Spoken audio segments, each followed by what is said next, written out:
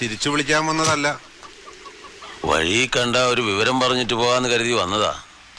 കാർത്തികനെ കൊല്ലാൻ ആളെ ഇറക്കിയിരിക്കുന്നു. മുണ്ടച്ചില ശേഖരനും അനന്തരവും രാജേന്ദ്രനും. തടയാനും പിടിക്കാനും ഞങ്ങൾ 2 വയസ്സന്മാർക്ക് പറ്റിയില്ലെങ്കിൽ പോവും മുമ്പ് മോന്റെ കർമ്മങ്ങളും കൂടി ചെയ്തിട്ട് പോയാ മതി. എന്താടോ ഈ പറയണേ? മോനിപ്പോ എവിടെയുണ്ട്? പോയി നോക്കട്ടെ അവിടെ എന്ത് നടന്നു. അറിഞ്ഞ കാര്യം പോണ വഴി ഇവിടെ ധരിപ്പിച്ചു എന്നേ ഉള്ളൂ. വാടാ യുദ്രോസേ.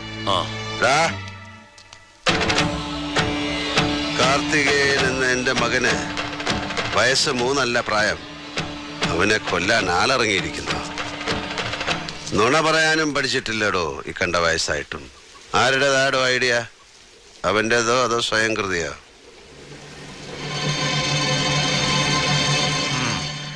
അപ്പോ അവൻ എത്തി, നന്നായി.